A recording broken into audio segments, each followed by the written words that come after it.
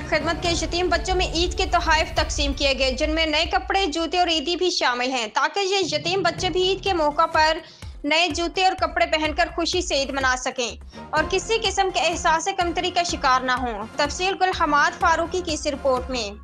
ईद उल फितर की आमद पर अलखिदमत आगोश में रिहाइश पजीर इन यतीम बच्चों में भी ईद के लिए नए कपड़े, जूते और ईदी तकसीम की गई, जिनके वालिदैन अब इस दुनिया में नहीं रहे। इन यतीम बच्चों को बाहिम्मत बच्चों के नाम से पुकारा जाता है ताकि किसी किस्म की एहसास कमतरी के शिकार न हो और वालिदैन की याद उनको न तड़पाए। इस सिलसिले में आगोश अलखिदमत में एक मुख्तसर तकरीब भी मुनक़िद हुई, जिसमें इन यतीम बच्चों में ईद के तोहफे तकसीम हुए। इन बच्चों के लिए ये तोहफे इस्लामिक सर्कल जापान के रज़ाकारों ने भिजवाए थे। ईद के लिए इन तोहफों पर ये यतीम बच्चे निहायत खुश है।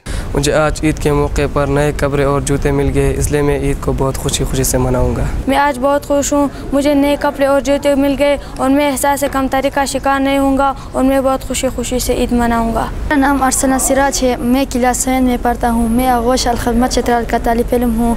मुझे आज नए कपड़े और जूते मिल गए हैं, इसलिए मैं बहुत खुश हूँ और खुशी के साथ ईद मनाऊंगा। जज़ाकल्लाह। अलखिदमत फाउंडेशन के सदर अब्दुल हक का कहना है कि उनका इदारा दीगर फलाही कामों के साथ साथ इन यतीम बच्चों की तालीम और तरबियत, बाम व क़याम की भी मुफ्त बंदोबस्त करते हैं। 45 बच्चे हमारे साथ ज़ेर कफ़ालत हैं, रिहाइश पजीर हैं। इसके अलावा 53 बच्चे घरानों में फैमिली सपोर्ट प्रोग्राम के तहत ज़ेर कफ़ालत हैं। हम इस ईद के मुसरत मौके पर बच्चों में ईदी जूते और नए कपड़े तकसीम कर रहे हैं ताकि ये बाहिम्मत बच्चे ईद की खुशियों में शरीक हो सके। आगोश के एडमिनिस्ट्रेटर ने मीडिया को बताया कि वो यतीम बच्चों का हर लिहाज से ख्याल रखते हैं। ईद के मौका पे हमने इनके साथ ताउन किया, इनको ईदी दे दी, इनको नए कपड़े दे दी, शूज़ दे दी, ताकि ये बच्चे दूसरे बच्चों की तरह खुशी से अपने ईद मना लें।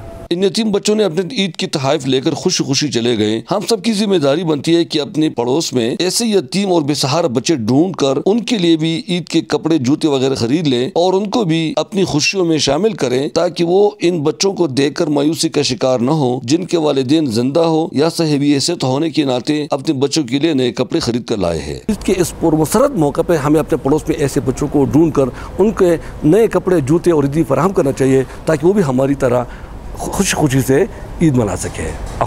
फारूकी, चित्राल।